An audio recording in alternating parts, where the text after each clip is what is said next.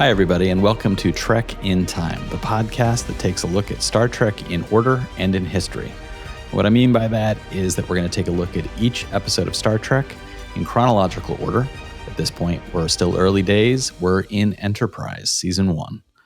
And we're also going to be taking a look at how things were in the world when the episode dropped. So we'll be taking a dive into some of the news, things like movies, TV shows, and songs that were popular. And we're going to be taking a look at the era of the broadcast, along with a deeper dive into a subject that comes up during the episode. You're probably wondering, who the heck is doing all this talking? Well, it's me. I'm Sean Farrell. I'm a writer. I write some stuff that has some sci-fi in it. I also write picture books. With me is my brother, Matthew Farrell. He's the tech guy and inquisitor behind the YouTube channel Undecided with Matt Farrell, which takes a look at emerging tech and its impact on our lives. So between the two of us, we have a lot of the issues of Star Trek covered, from storytelling to tech, and also a deep and lifelong love of Star Trek. Please don't forget, you can directly support the podcast. You can go to pod.fan/trek-in-time, which is easier to type than it is to say. Please trust me on that. And if you go there, you'll be able to throw some coins into the fountain. We also just appreciate anybody listening and commenting and sharing with their friends. All of that really does help. So, Matt, I talked right through the opening about you existing, and yet I didn't invite you to actually prove that you exist. Do you want to say hello at this point? Sure. Hello, everybody. Yeah. And I understand you have some things to share from the last episode. Yes, we got some fun feedback from Pale Ghost 69. He commented earlier. We actually talked about him last episode too. From the episode Civilization, he said they literally had a phaser fight in the middle of a town square, quoting us, and then holding up sticks in their hands that would shoot firebolts and lightning that blew things up. And then he made the comment, "It makes you wonder about the old tales of wizards with magic wands and staves," which I thought was a really kind of fun take of. It does kind of make you wonder, where does mythology come from, if not possibly from? Yeah, exactly. And then Roger Ramjet on the same episode commented, "Well, the Farrell brothers are Trek fans. New level of respect as a hardcore fan. Doesn't it just want to make you wish the tech was the real deal? Sad how Enterprise gets a bad rap. I thought the acting was solid." And there was 2 points on that I kind of wanted to point out. It's like, I actually do think the tech is becoming real. And the reason I say that is, like, right here in front of me, I've got this thing called an iPad, which is literally the thing that Picard was always holding in his ready room in Next Generation. So it's like, this tech turns out he was just reading a Kindle all those years. We're like, oh, it's some future tech. And he's just going, Amazon Prime. Yeah, exactly. And I have a Apple Watch on, which is, can read my heart rate and all that kind of stuff. It's not tricorder level stuff yet, but it's like, we're slowly edging closer and closer to some of this stuff becoming a reality. Absolutely. And we can also 3D print food. So we're getting close to replicators. So it's slowly coming out. And the other side of it, of his comment that I liked, was he thinks the show gets a bad rap and the acting's very solid. It's like, that's one of the reasons I love this show. I think Enterprise itself is horribly underrated in the whole Star Trek universe. It's kind of like nobody thinks about it or watched it, which is part of the reason it didn't last very long. But it's really underrated. It's really a fun show. Yeah, and it struggled with I think some exhaustion at the time, and it struggled also with what its messaging was at the time that the episodes aired. And that's pretty much the entire reason for doing this podcast, is we're taking a look at things like, okay, what is the message of the show? And this is Enterprise talking about a future where humanity has put its differences aside and has learned to work collectively to be able to step out into the community of space. And meanwhile, these episodes were airing in the fall after 9/11. The world was hearing a drumbeat that was heading toward war and ongoing issues with the Middle East that have plagued us for the last 20 years. So the reality didn't meet what was going on in the show. And I think that there was a little bit of a pushback from an audience that was seeing terrible headlines, and a show that was promoting the idea of a rosier future just didn't seem to fit. So on to this week's episode. We're talking about episode 11, and this is the episode Cold Front. It was directed by Robert Duncan McNeil. Listeners may remember that he was Tom Paris from Voyager, and I'll be talking about him in more detail toward the end of the episode. This episode was written by Stephen Beck and Tim Finch. And a nice little side note about Stephen Beck is he's a successful artist who has work that has appeared in museums around the world, including the Museum of Modern Art and the Whitney here in New York City and the San Francisco Museum of Art. This episode aired on November 28th, 2001, and was viewed by 7.3 million people. This is up from the previous episode, which, as we talked about last week, struggled with airing the night before Thanksgiving. So that blip in the viewership, that drop, the following week, this episode, not only is this up from the previous week, it's actually up from the week before that. So I thought it was a nice little bump that maybe for the people making the show forecast that maybe they were getting a little bit of traction. But what was the world like when this aired? Well, we know that Thanksgiving had just happened. So people were fat with turkey and mashed potatoes. But they were also listening to something new, Matt. They were not listening to Jennifer Lopez anymore. What? That's right. They were listening to Family Affair by Mary J. Blige. This is another in what has been an ongoing saga in this podcast of songs Sean does not remember. The movie that was topping the box office, well, as I mentioned last week, it was a tiny little do-nothing film called Harry Potter and the Sorcerer's Stone, and it only managed to rake in $57 million this week, which added to the millions that it made the week before. And here's one that just makes you scratch your head. The number one show on television the week this episode aired was The Carol Burnett Show, Showstoppers. What decade? What decade are we in? Was Carol Burnett on? Well, I think you might remember the gist of this episode was about a temporal Cold War. I think this might be an issue with some time travel from the 70s. Here's two mind-blowing details about this.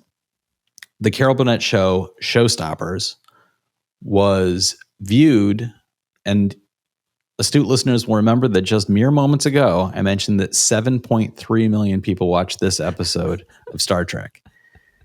Carol Burnett Showstoppers, which was a compilation show of taking bloopers from the Carol Burnett Show and pasting them all together and airing them, was watched by 29.8 million people. Oh my God. So we're talking about 4 times as many people watching reruns, decades old reruns of the Carol Burnett Show. Now, mind-blowing point number 2, I remember watching this. Yeah, I think I watched it too. Yeah. Matt and I, as children of the 70s, grew up watching reruns of the Carol Burnett Show, which nothing that I've said was in any way intended to throw any mud in Carol Burnett's direction. She's a genius. The show was genius. You got to grab your ear. People should, grabbing my ear. People should watch it. There's tons of stuff on YouTube. If you look for it, it's a lot of fun. But it just kind of blows my mind to think that when this episode aired, they were happy to get 7 million. Meanwhile, Carol Burnett, a show that hadn't been on the air for 25 years at that point, rakes in almost 30 million. And in the news, as I mentioned earlier, this is the continuing drumbeat to war in Afghanistan. And at this point, the U.S. was bombing Afghanistan in an attempt to unseat the Taliban. Also in the news in the New York Times was Attorney General Ashcroft revealed the names of 93 detainees out of a total of 641. These were people who had been rounded up, believed to be in connection with 9/11 and terror at large. And at that point, the U.S. was rounding people up very quickly and in large numbers. And this, of course, precedes the use of Guantanamo to hold them as effectively in a military prison outside U.S. jurisdiction. Not all of the 641 would be held permanently. Not all of the 93 that were named would be held permanently, but it is a sign of what at that time was an unprecedented response to the attacks of 9/11. There was also a headline about the AIDS crisis in Africa, which at that point was just beginning to get some of the types of attention that it needed to get, as that disease was running rampant in certain countries in Africa.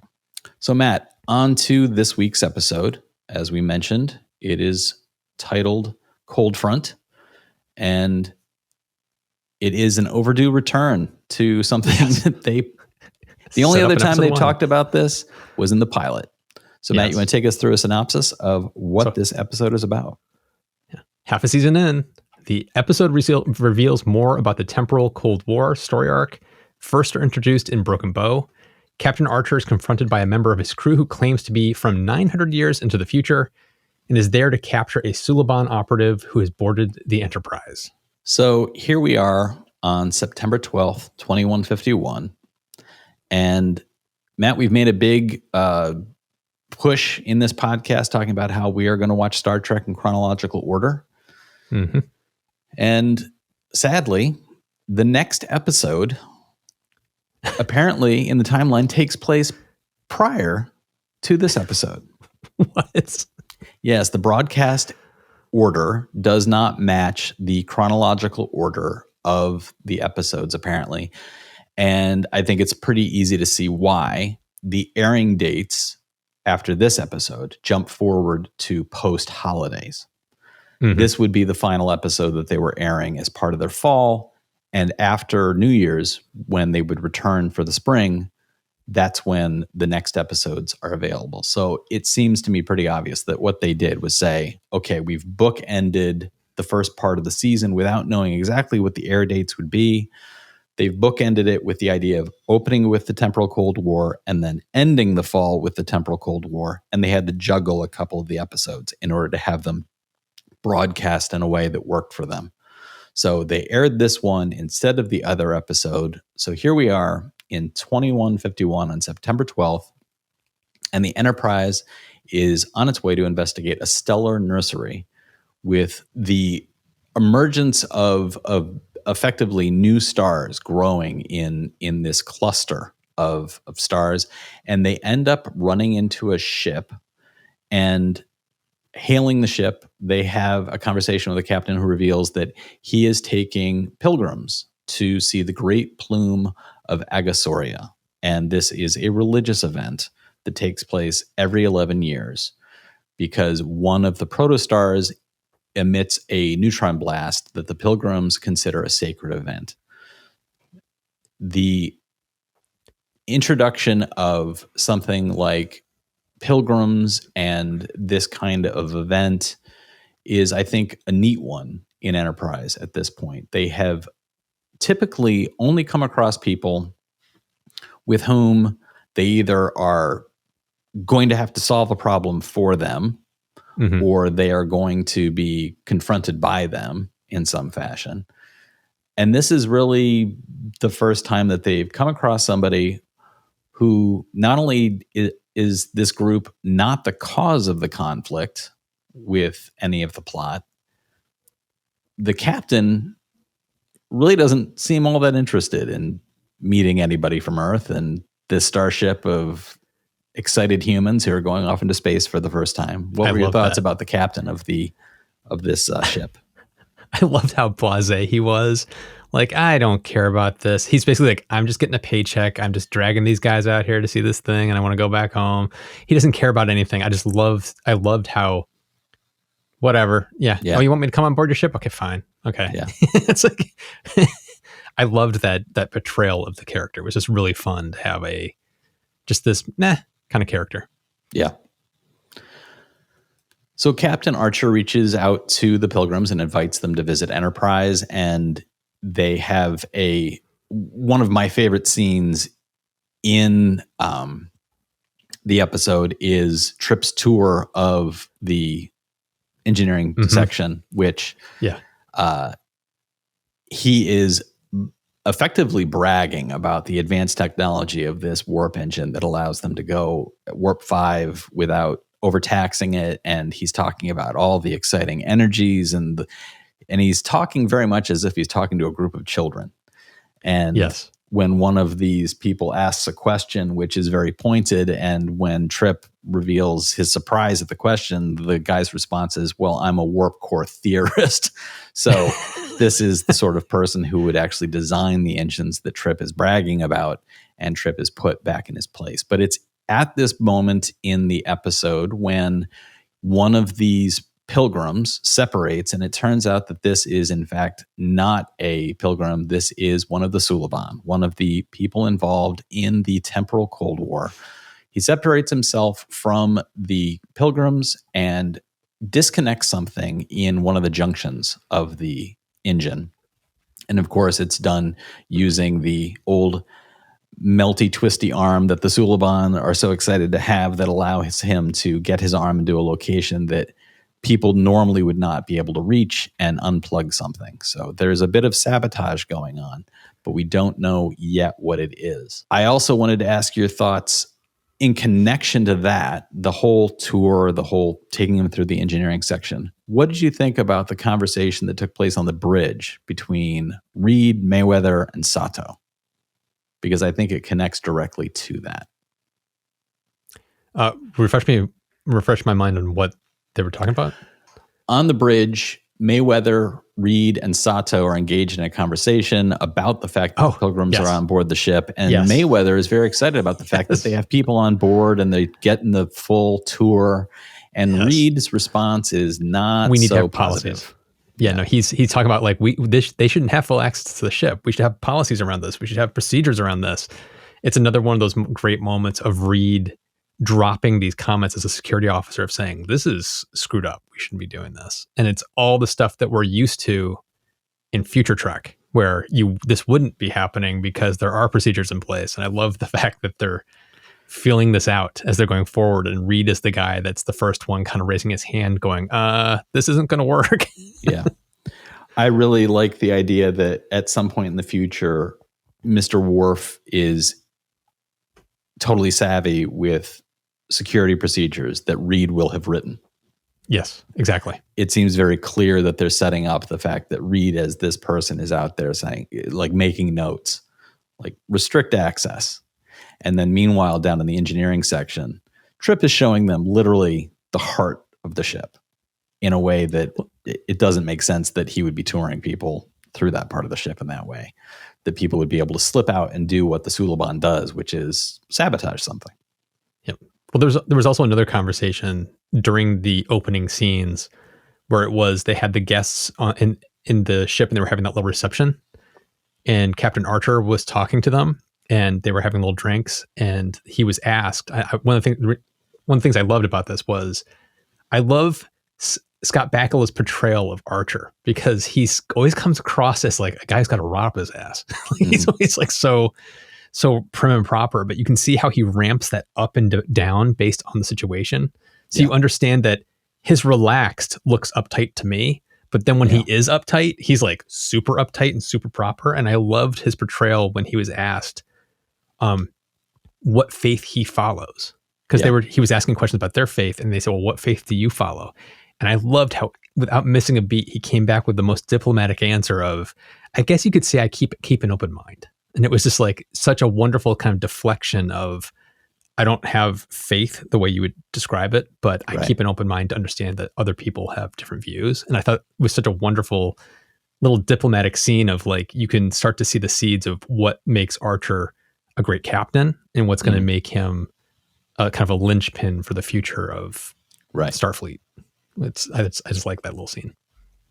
I also think that they, in this episode in particular, do a nice job of playing Archer off of Phlox again. The two of them, even if they are not in scenes together or involved in storylines in a direct way, the balancing act of the show of saying Archer diplomatically, as you say, presents himself as saying, like, I keep an open mind. His job, though, requires a sort of withdrawn involvement. Meanwhile, Phlox visits the Pilgrim's ship is invested in a multi-hour religious ceremony, which he has zero experience with, but comes back from super energized, super excited. And he also, at the scene of the dinner party, reveals that he has gone, when he was at Earth, he visited a number of different major religious experiences on Earth. So he's literally embodying the keeping an open mind that Archer presents diplomatically. Phlox is the embodiment of that. He is doing all of these things. And by the end of the episode, we will see a moment where Phlox is incorporated once again into a religious experience and is clearly emotionally moved by it in a way that indicates that for him, he does see through the trappings of, well, this culture does this and that culture does that. He sees through both those things to the same place, which is the beauty of expression of faith. And from a man of science as the Doctor, I think it's a very interesting number. It's sort of a spinning plate that they've created in that character. It's balanced in many different directions at the same time. And he's one of the few characters that all of the writers seem to be he seems to be the most easily written for in that way, because he's just constantly expressing a sense of wonder, a sense of certitude in his expertise, but also just a genuine love of experience. And it's really a really wonderful character in that sense. So the Enterprise goes deeper into the stellar nursery, where the protostars are enmeshed in various clouds of plasma energy, and there is a plasma storm. And as they get deeper into it, the Pilgrim's ship, the captain advises trying to fly around the storm as best as possible. He's ahead of the Enterprise, so he's able to get around it, but the Enterprise gets caught by it, and they are struck by a bolt of energy, and it causes an antimatter cascade in the engines, and the cascade creates a series of explosions as it's heading back to the engine, and it's stopped by the disconnected junction. So it turns out that Silic, the Suliban, has not sabotaged the ship as much as he has saved the ship. So they end up looking at the junction. They don't suspect sabotage as really a first cause here. They don't know what might have happened here that created this thing that saved the ship, until Crewman Daniels approaches Archer, and Crewman Daniels reveals something about himself that up to this point, the show has done a masterful job of really planting a lot of little seeds, getting us to this point. What is it, Matt? What does Daniels reveal? He's from 900 years in the future. And this is dropped on us like an egg from a third floor window. This comes out of nowhere and just creates a giant splat that doesn't make a whole lot of sense.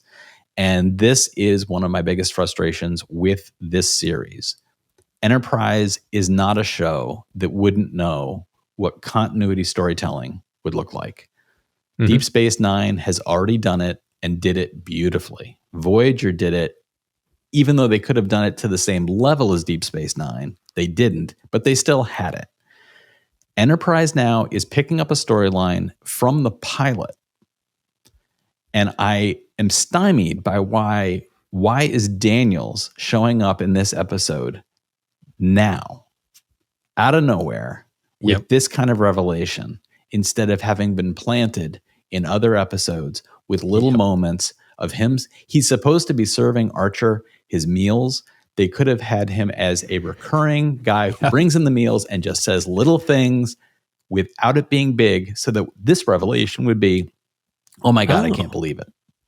Yeah, it's like they have several dinner scenes with, Trip and, T'Pol in that room, and their food's getting delivered.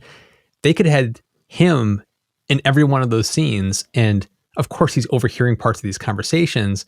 And so he could have made little comments every once in a while that could have been like hints, or like kind of a comment that's meant to nudge the conversation in a certain direction. Like he's trying to manipulate them in some fashion without being overtly so. It's like they could have done a whole bunch of stuff Yeah. to kind of lay the groundwork for when he says, I'm from 900 years in the future. But you're right. It's like the first time we see him is at near the beginning of the episode where he says to Daniels, I can't remember who the regular crewman is. He goes, where's crewman so-and-so? Yeah. And he's like, oh, you took the morning off. And it's like, okay, we got a new character here. So it's like, this clearly looked like it was like slapdash thrown together for this specific episode, and they hadn't pre-planned it at all. And it's disappointing because, as you point out, they did continuity storytelling in several series before this. So it's kind of almost inexcusable that they let the show go for this long before pulling something together. Yeah. And it's like you mentioned, they've had so many dinner scenes.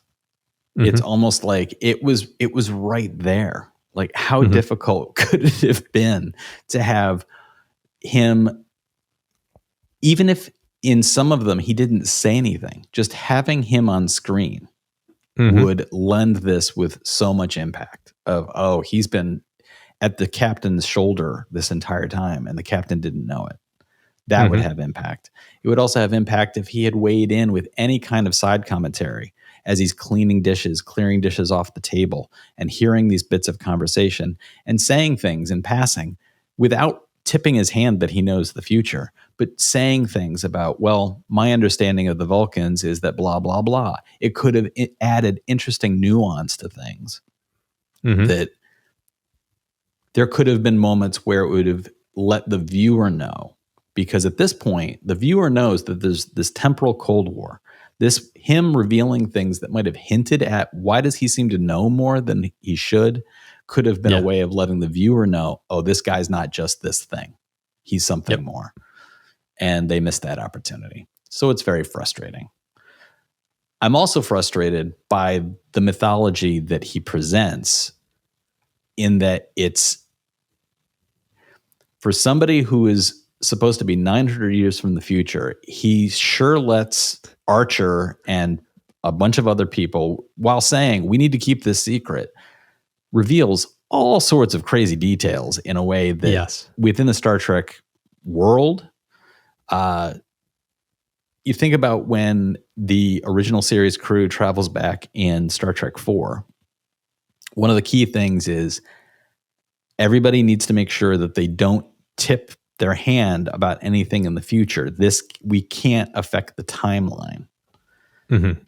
Daniel seems to be just tripping all over the timeline. Yes, without any concern. And just from a storytelling perspective, I did not like that. It's been a while since I've watched this to know where his storyline actually ends up. But that could have been a deliberate choice. They could have made it a deliberate choice and have characters make that comment of, he's telling us an awful lot of stuff that you think they would not want to tell us. Why is that? Yeah. So they could have made that a thing as well if they wanted to do that. But once again, they didn't. It felt kind of thrown together and not completely thought through. So Daniels tells Archer that he's not from Starfleet, but he's from the 31st century, and he's part of a group that is working against the interests of Silik and the Suliban, who are being manipulated by somebody behind the scenes, that the temporal Cold War sometimes has flashpoints, and this is one of those flashpoints. He is there ostensibly to capture Silik and wishes to use the Enterprise's internal sensors mixed with something that he has that will allow him to identify the Suliban.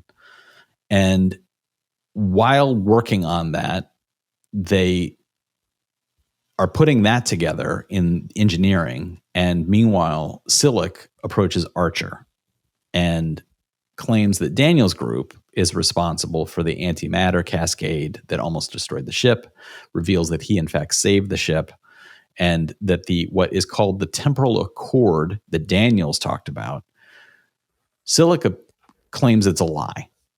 So there's a he said, she said situation going on with the time travel, which does make sense as a storytelling device, setting up the idea that Silik would be making claims about the other side does make sense.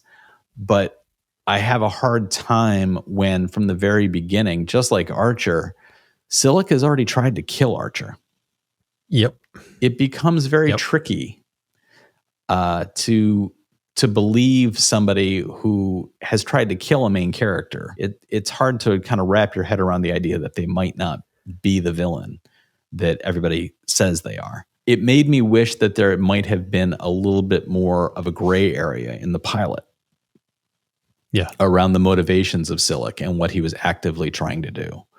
And it could have been something as simple as, in one moment, Silic revealing something about having protected Archer in some way, or chosen not to try to kill him in a certain moment about some minor issue that now would be reflected. Yep. It could have added to the tension of the scene if he reminded Archer in this moment of, don't forget, I was the one who did that other thing for you as well. So in engineering, Daniels has worked with his future tech to do things like walk through walls, and which again was another element of, well, you talk about really revealing everything. He walks through walls, he fixes something in a bulkhead that nobody would be able to reach. And they're getting the device that Daniels has brought tied up to the ship so that they can actually find Silic, when, as if that entire thing was just a MacGuffin, dare I say it, Silic suddenly shows up, and then effectively we watch him kill Daniels. Or did he? Yes, or did he? Dun, dun, dun. I did like the fact that Daniels' death scene was not, it wasn't just a phase out, like burning up. Yeah. It was a whole kind of shattering of his image into, he became sort of static in a weird way with a lot of two-dimensional planes on him, and then broke into pieces. And I thought that that was an effective and very different way of depicting the attack from Silic's weapon. So Archer then asks Tucker to use the sensors to find Silic, and he and T'Pol visit Daniels' quarters, and he pulls out the database that he's going for, the database that Daniels was using, but it's now gone. It's obviously in Silic's possession. So then begins a chase of locking down the ship while Silic is trying to find his way to a shuttle bay or some other way to get off the ship. And Archer is in the lead of the chase. What did you think about how this chase was depicted and how it turned out? I kind of liked it, the elements of it, of how the Suliban have been altered and have been given an edge with technology they shouldn't have to be able to do what they're doing, like the whole bendy thing that they keeps doing to go into areas of the ship that no people can't follow him. And I like the fact that then Archer is using technology from the future that he shouldn't have a hold of to kind of catch up to him and keep on top of him. And I did like the cat and mouse of how Silic, normally would have been like 3 steps ahead because of his advantage. He wasn't that far ahead. He was half a step ahead, and Archer kept showing up right after him and kind of stymieing everything he was trying to do. I liked that aspect of it. I didn't want to think too hard about the technology that he was using to do it because it made no sense.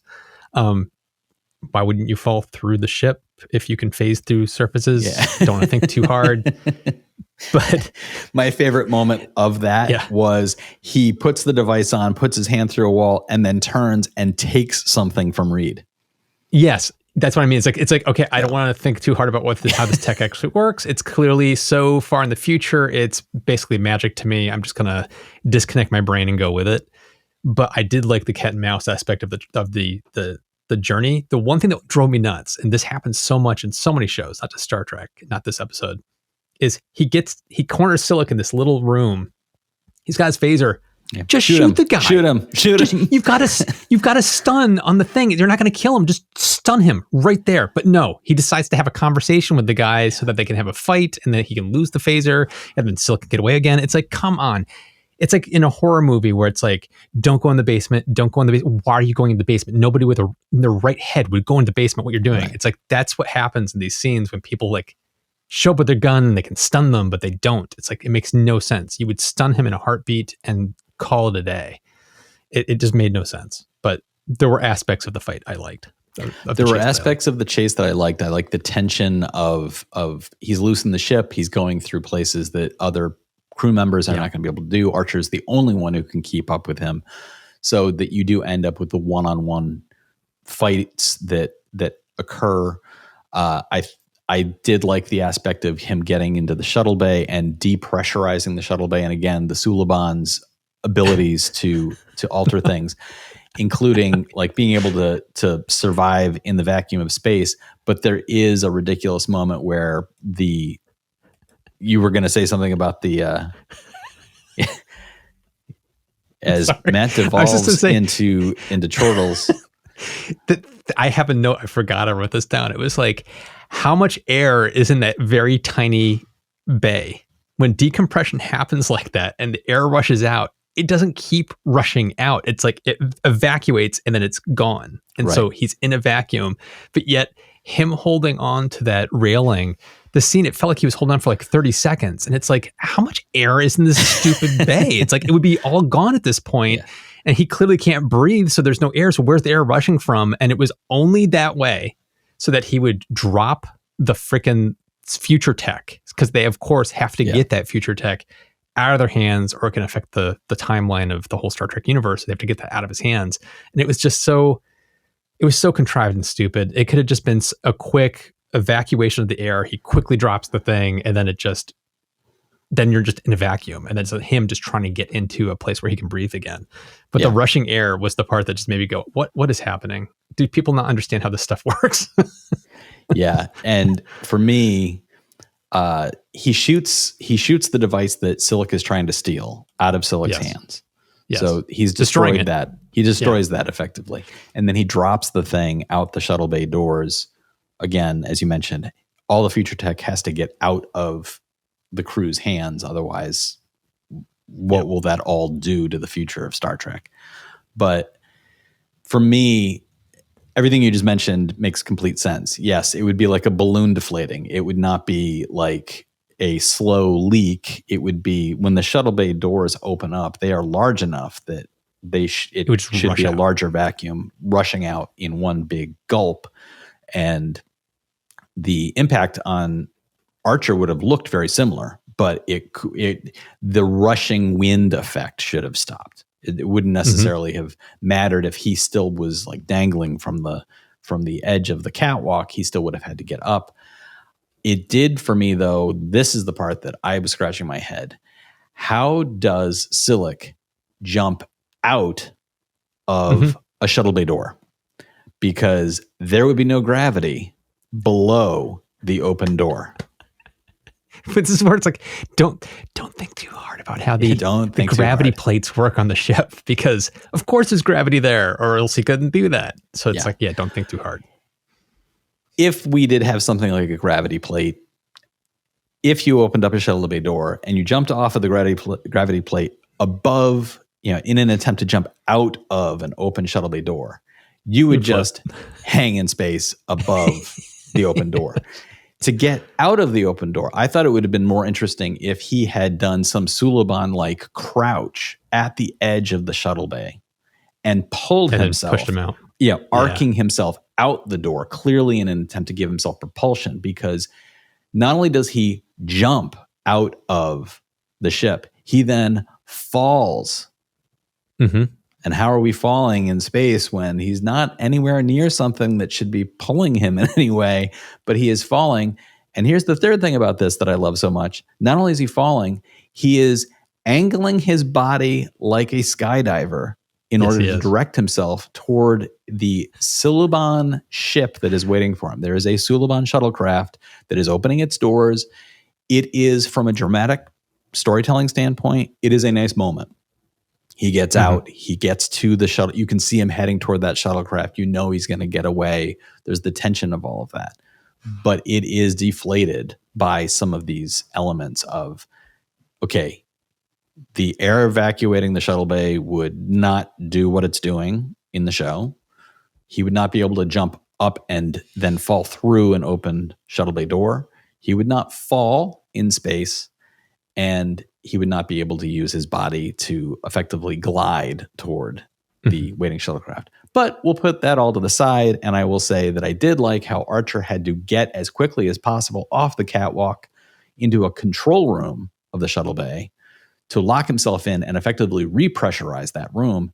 And then he is very realistically gasping for breath. I thought that was a nice touch, that he in that moment is just happy to be alive. And when they say, when they say, oh, the shuttlecraft that picked up Silic is getting away, should we give chase? He's just basically like, no, no, I'm exhausted. We're done. Yeah. Yeah. So we are left with Silic having gotten away. None of the future tech is in his hands, and Daniels is apparently dead. So things are effectively awash. Meanwhile, the religious experience that the pilgrims had hoped to see has taken place. And as we mentioned before, Phlox is there with him, and they have invited him to be a part of their prayer around this ceremony. And I thought that was all a very lovely bit of coloring in the background of a side storyline that was really not very tightly woven in with the main storyline, but it had a lot of very nice moments that I thought were very effective. I agree. And then finally, at the very end, there's the discussion around what does this all mean for the future of the Enterprise? And Archer has asked Lieutenant Reed to seal off Daniels' cabin. And I thought this was probably one of the most effective moments in the show. It's a very Raiders of the Lost Ark-like ending where they have put a giant magnetic lock onto the door. They've reassigned Daniels' roommate to some other cabin on the ship, and they've put this giant lock on the door. And the camera simply swings around to look directly at the door while menacing music plays. And I thought that was actually that was a very impressive ending for a storyline that the way it handled Daniels and the revelations and what's going on, I wasn't so crazy about a lot of those elements. And effectively, it was just kind of a cat and mouse episode. So it wasn't a whole lot of intriguing revelations happening. But this moment of hinting toward a future storyline and more revelations around this, I thought was effective. The only thing I didn't like was the explanation of putting the lock on the door was, we don't know what the hell's in there, so just lock it. It set up that ominous point, which I agree was a great ending. But at the same time, it's kind of like he could have said something to T'Pol of, you and I are going to have to go in there at some point and take a very close look. It's like he didn't.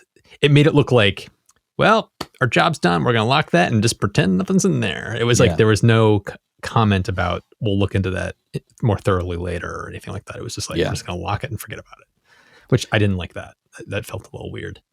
Yeah, I agree. And it could have been, I mean, not to pun too hard, but it could have been some sort of reference of, we'll do that when we have the time. I mean, it could have been like, there could have been a loaded moment for Archer and T'Pol where it could have been like, that's going to take more attention than we have right now.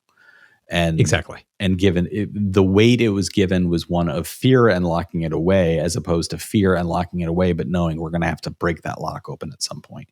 I agree with you that it could have had a tighter connection to future action on their part, instead of them just waiting for somebody once again to show up at the door. So far with all the temporal war stuff, it has been entirely outside forces coming in and bringing the Enterprise into the action, as opposed to them in any way, shape, or form being proactive. And at this point in the series, that is largely what has been happening. They have been reluctantly the protagonists in many of the episodes, and when they have been, they've really mucked it up. Like, I'm thinking about the episode where they decided to go camping, and that entire storyline with the pollen that creates the hallucinogenic effect. We need to see them proactively doing more stuff. We need to see them stepping forward and saying, we are actively doing this thing, and we are then causing the storyline, the plot, to leap off, as opposed to just being reactive. Because for me, that's one of the underlying elements of the sort of staid storytelling in the episodes so far. They're so reactive. They are so hesitantly moving forward into space that they don't seem to be doing anything there. So Mhm. that's what I'm hoping for in the next few episodes as we move forward. So one of the things that stood out for me in this episode that I wanted to look at more closely is the director, Robert Duncan McNeill. And as soon as I saw the name pop up on the screen, I was happy to see it, and I thought, oh, it's great that he's another of the long lineage of modern Trek actors who moved into a director's chair. But I didn't realize quite how extensive his directorial work had gone. And little background on McNeill: he grew up in North Carolina. He went to acting school at Juilliard in New York City, and he's been working in movies and television since 1981. And that started, of course, Matt, you'll remember this role. He was the teen on bus in Sharky's Machine, that classic Burt Reynolds film from 1981. No, I don't remember that either. I've never seen it. But anyway, he, of course, broke into Star Trek in 1992 and I feel like I say this phrase in almost every episode of this podcast, arguably one of the best episodes of The Next Generation, The First Duty, where he played the character of Nick Locarno. Right. And of course, that episode focused on Nick Locarno is the elder student leading a team of cadets who are going to do some stunt flying ahead of graduation, and he has convinced his team to do a prohibited maneuver, and while practicing that maneuver, one of the cadets is killed, and one of the other cadets is Wesley Crusher. And the point of the episode is these cadets wrestling with keeping this thing a secret, and Picard and other members of the crew looking at details and beginning to question how could their story actually make sense. And it's the uncovering of that leads to Nick Locarno's being expelled. And Nick Locarno was at one point considered to be the template for the character of Tom Paris, so much so that he, of course, ended up playing Tom Paris. And I believe there was a moment where there was some thought that Nick Locarno might actually be that character. I think it would have been an interesting choice. It would have added a little more depth, I think, to Tom Paris's character, who at a certain point just became kind of a guy on the bridge, as opposed to having a lot of stuff to wrestle with. But I think that McNeill did a good job with Tom Paris, but of course he also stepped into directing. And this is where it got interesting for me. He has directed a good number of television series, including Dawson's Creek, Everwood, Enterprise, of course, Dead Like Me, The OC, One Tree Hill, and Supernatural. And he worked on Supernatural for a good number of years. He is also the executive producer and director behind the show Chuck, and has more recently worked on shows like The Orville, The Gifted, and Resident Alien. And I know, Matt, you're a fan of two of those, and I'm a fan of the third. So without knowing it, we have been watching his work. Right now, he has a show which has literally just recently gone on the air on Disney Plus. It is effectively a sequel to the movie Turner and Hooch, which, all right, the Tom Hanks vehicle with Tom Hanks playing a man cop who's reluctantly given a dog, and the two of them end up becoming partners and best friends. Even as I say that, I can't believe I'm saying that. Charming Tom Hanks movie with Tom Hanks in an era where him reacting to dog drool was all you wanted to see on this big screen. And now it's on the small screen on Disney Plus, as they have effectively picked up where the movie left off. It only took them, 38 years or something like that to do it. To finally give us the answers to the questions that the movie left hanging. But he is one of there are, I think, 5 producers on the show. He's one of them, and he has apparently directed as well. So he has continued to make great strides, and I think it's quite an impressive directorial history. Were you aware of his? I agree. Were you aware of his body of work? Not at all. No, I wasn't, because it's like he's always been Tom Paris to me. Yeah. And I've never really thought about him under Robert Duncan McNeil. So I've seen his name in the credits, but I never put the two pieces together. And so when you put this in the deeper dive, I was like, wait, what? I had no idea. And just real briefly, I know that you've watched both these shows. I feel like you would recommend both The Orville and Resident Alien as without hesitation. Like The Orville is the best Star Trek show on TV today. It's the most, if you enjoy Star Trek from Next Generation era Star Trek, that style of storytelling, that's what The Orville is. And as yes, opposed it's a to comedy. what Discovery is doing, you mean? Correct. Discovery has like evolved into a new, it's almost like the Star Trek motion picture, the newest Star Trek stuff, the J.J. Abrams stuff. It's more action. And The Orville there's a lot of talking. There's a lot of discussion about the quandary of certain ethics around certain things. It's very Next Generation, but also very funny because it's very well done. And part of the reason it's also very Star Trek is I think it's Rick Berman works on it, and there's several people on the show, main characters are actors from Star Trek. So it's like the Star Trek DNA that goes through that show is very strong.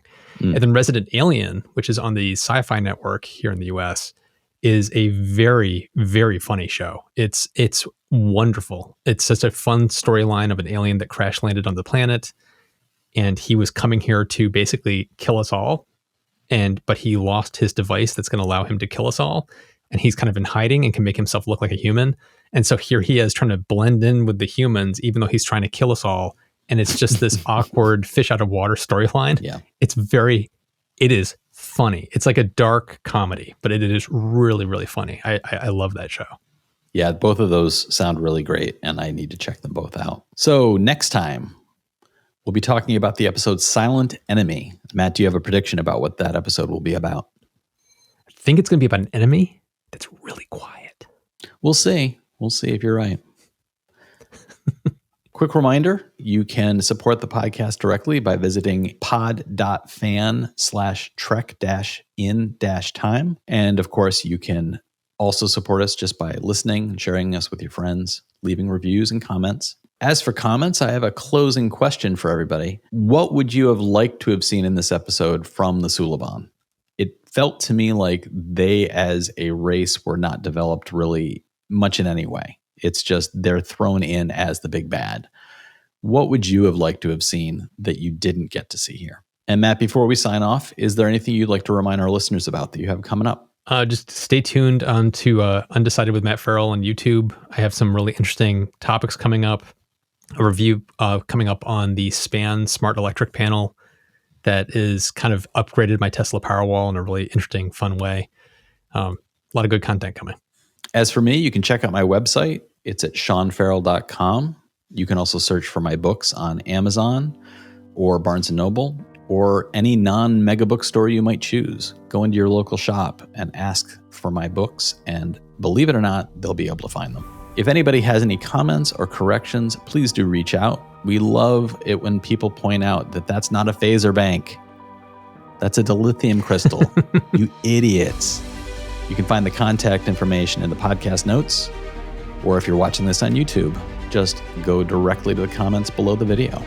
Please do remember to subscribe, to like the episode, and to share it widely with friends and strangers. Remember, a stranger is just a friend you haven't met. And do come back next time. Thanks so much for listening, everybody. We'll talk to you next time.